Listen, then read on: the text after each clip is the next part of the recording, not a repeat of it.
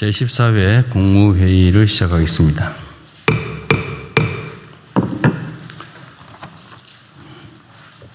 매우 어려운 상황 속에서도 우리 국무위원 여러분의 뛰어난 역할, 그리고 우리 국민 여러분의 협조 덕택에 안정적 상태를 잘 유지하고 있습니다. 감사하게 생각합니다. 지난달 수출이 최초로 800억 달러를 돌파했습니다. 올해 1분기 수출액도 분기 기준으로는 처음으로 2천억 불을 넘어섰습니다. 대외 여건이 매우 악화한 상황 속에서도 우리 경제가 강인한 저력을 발휘하고 있습니다. 그러나 중동 전쟁 장기화의 충격이 민생 경제 전반으로 확대되고 있습니다. 당장 종전이 이루어진다 해도 전쟁의 상처는 오랜 기간 지속될 것으로 보여집니다. 따라서 취약계층의 어려움을 세심하게 살피는 노력과 함께 대외 변수와 지정학적 리스크에 취약한 우리 경제 구조를 근본부터 새롭게 개편하는 경제산업 대전환에도 속도를 내야 되겠습니다. 특히 과거 5.11 쇼크를 겪고도 여전히 특정 지역에 편중된 에너지 수급처를 다변화해 나가야 합니다. 그리고 화석연료 중심의 산업체계를 과감하게 그리고 신속하게 전환해야 되겠습니다. IMF 외환위기를 IT 강국 도약의 계기로 삼았던 것처럼 이번 중동발 위기를 재생에너지 강국으로 나아가는 기회로 만들어야 되겠습니다. 관계부처는 에너지 수급 다변화와 재생에너지 중심의 에너지 대전환에도 속도를 내야 되겠습니다. 전쟁 추경 심사도 마찬가지입니다. 처리 기간을 줄이는 것만큼 중요한 것이 실제 집행입니다. 추경이 통과되는 즉시 최단 기간에 예산 집행이 효율적으로 이루어질 수 있도록 지금부터라도 사전 준비에 만전을 기해 주시기 바랍니다.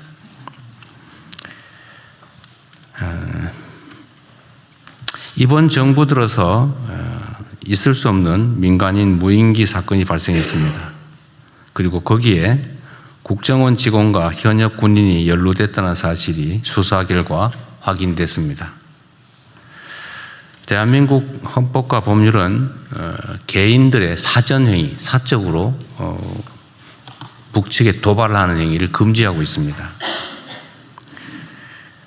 국가 전략상 필요에 따라서 그런 일이 생기는 것도 극도로 신중해야 되는데 개인적으로 이런 대북 도발 행위를 했다는 사실이 매우 안타깝습니다. 과연 누구에게 도움이 될 것인지 잘 생각해 봐야 되겠습니다. 이번 사건으로 누구보다 접경지역 주민 여러분들의 우려가 컸을 것입니다. 깊은 위로 말씀을 드립니다. 그리고 비록 우리 정부의 의도는 아니지만 일부의 무책임하고 무모한 행동으로 불필요한 군사적 긴장이 유발된 데 대해서 북측에 유감의 뜻을 표합니다. 관계부처는 유사 사례가 재발하지 않도록 즉각적인 제도 개선과 함께 당장 집행 가능한 조치를 신속하게 취해 주시기 바랍니다. 세계 각지의 분쟁으로 공동의 규칙과 호혜에 기반한 국제 질서가 크게 흔들리고 있습니다. 이런 시기일수록 한반도의 평화와 안정이 무엇보다 중요하고 또 이를 책임져야 할 주체는 바로 우리 자신들임을 명확하게 인지해야 되겠습니다. 냉혹한 국제 질서 변화를 예의주시하면서 한반도 평화를 위해 보다 책임 있는 행동이 필요한 때입니다. 국회가 개헌안을 발의했습니다. 현행 헌법이 만들어진 지 40년 가까이 지나면서 변화된 사회상을 제대로 반영한 개헌 필요성에 모든 국민들이 공감하고 계십니다. 하지만 그간의 개헌 논의는 여러 정치적, 사회적 이견 때문에 계속 좌초되어 왔습니다. 현재 상황에서 모든 사안을 한꺼번에 해결하자는 것은 결국 같은 실패를 반복하자는 것과 다름없습니다. 그렇기 때문에 이미 국민적 공감대가 충분히 이루어진 구체적 사안들부터 부분적이고 단계적으로 개헌을 추진하는 것이 순리일 것입니다. 이번만큼은 가능한 수준이라도 개헌에 물꼬를 틀 수 있도록 초당적인 협조가 필요합니다. 구체적 내용을 보더라도 5.18 민주화 운동이나 또 부마 항쟁을 헌법 전문에 반영하는 것은 여야 간의 이견이 없고 또 제1야당인 국민의힘조차 그간 수차례 명시적으로 헌법 전문에 반영하자고 주장해 왔습니다. 계엄 요건을 강화하는 헌법 개정에 대해서도 이견이 없을 것입니다. 얼마 전에 국민의힘 측에서도 계엄에 대해서 반성의 뜻을 표한 바가 있기 때문에 다시 그러한 국정 문란이 발생하지 않게 하는 것은 역시 이견이 없을 것으로 보여집니다. 지방자치 강화 부분도 역시 마찬가지로 이견이 없고 특별히 이해관계가 충돌할 가능성이 없습니다. 이렇게 명시적으로 모든 정치 세력들이 동의했던 사안들, 이런 사안들에 대해서는 이번 지방선거에 즈음해서 동시에 개헌을 얼마든지 할 수 있을 것으로 보여집니다. 이해타산을 따지지 말고 또 정략적인 판단보다는 국가의 미래와 국민의 삶이 훨씬 더 중요하기 때문에 가능한 합의가 될 수 있도록 설득하고 또 타협하고 토론하기 바랍니다. 덧붙여서 몇 가지 좀 추가로 말씀을 좀 드리도록 하겠습니다. 다주택자 양도세 특혜에 대해서 시한이 5월 9일로 다가오고 있습니다.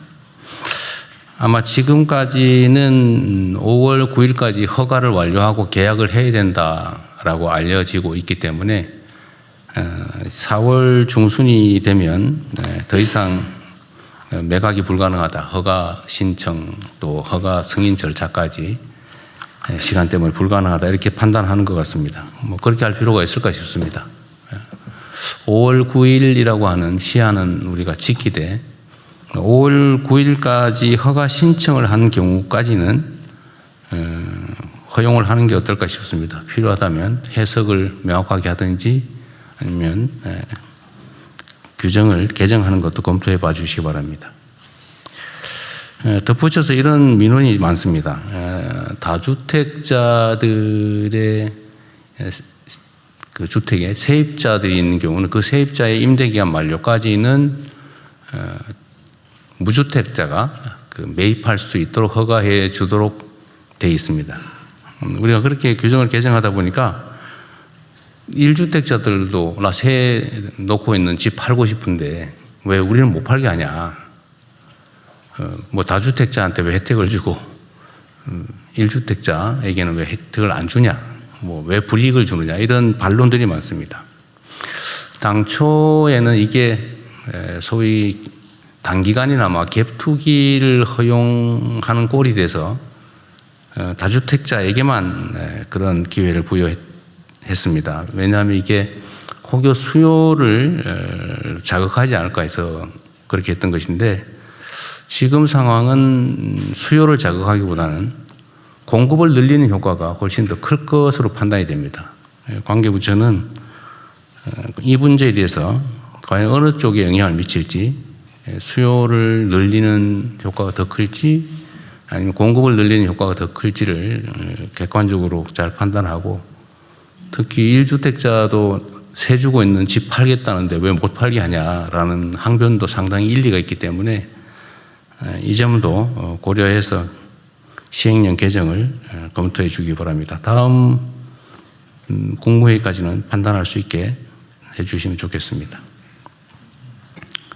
충분히 논의해 보시고요.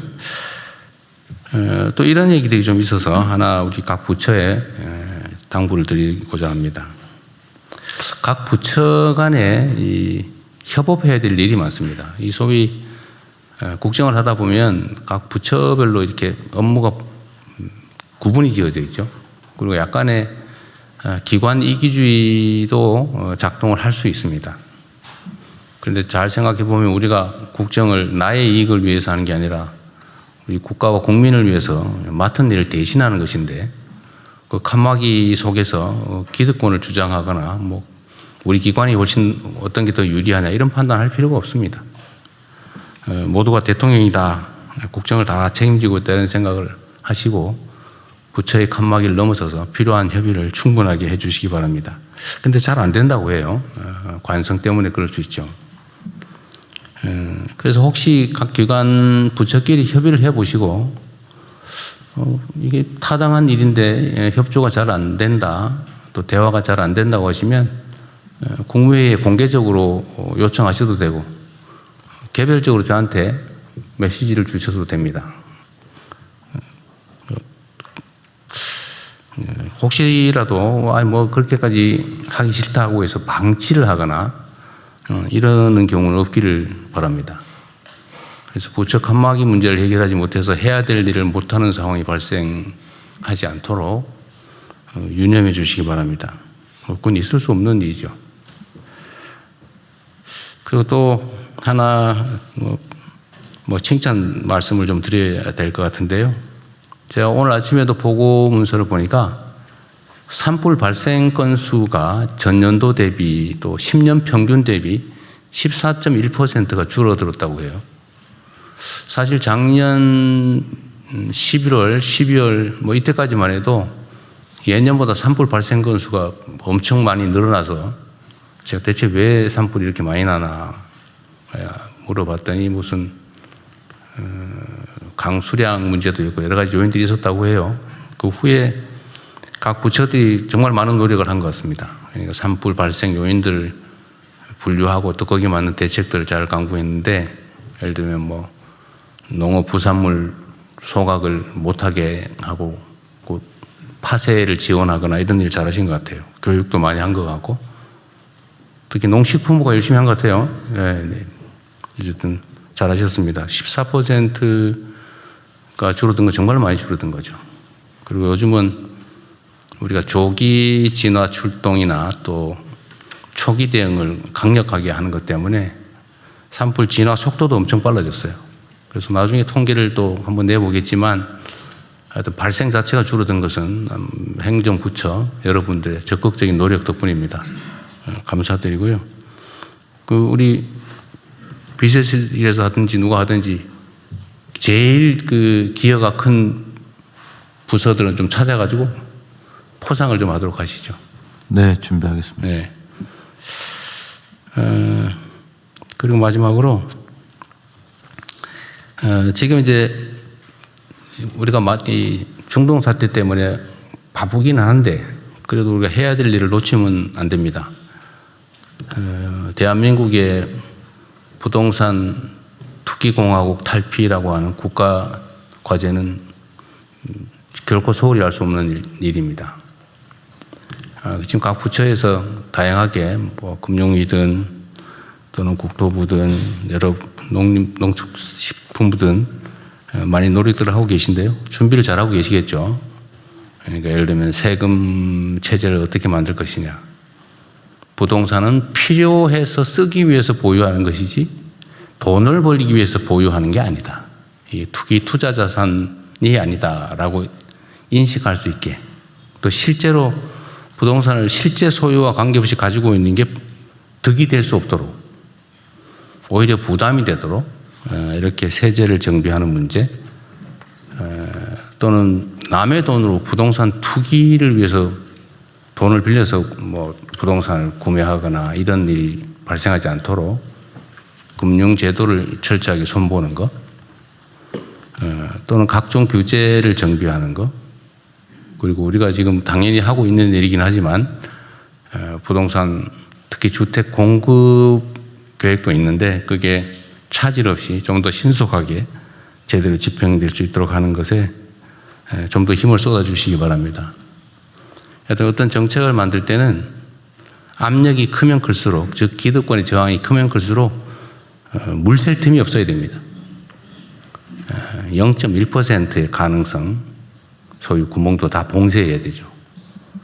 철저하게 점검하고 토론하고 특히 이해관계자들의 반론을 잘 들어보시기 바랍니다. 그 전문가들이 있거든요. 구멍 찾기 전문가, 또 구멍 뚫기 전문가 이런 사람들이 있거든요. 그런 사람들 의견도 좀 들어보시면 구멍을 막는 데 도움이 됩니다.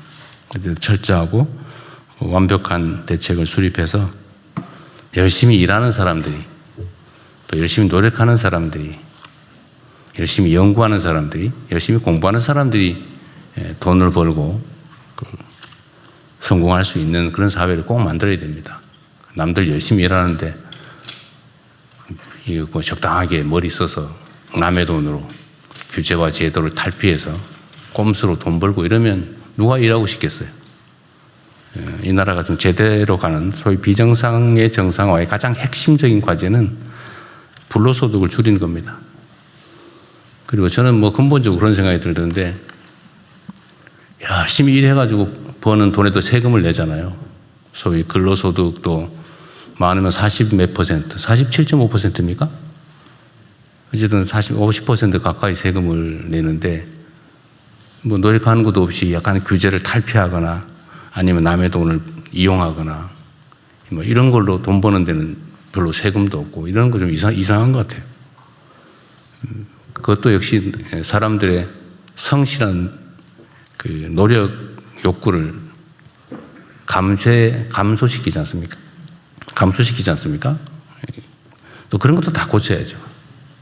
그래서 모두가 열심히 노력하고 또 노력해서 돈 버는 사람이 존중받고, 또 부자가 되면 야, 저 사람이 열심히 일해서 노력해서 역량이 있어서 부자가 됐구나. 부자를 또 존중하고 그런 사회로 나아가야 되지 않을까 생각이 됩니다. 잘 준비해 주시기 바랍니다. 이상입니다. 이후 회의는 국무총리께서 진행해 주시겠습니다.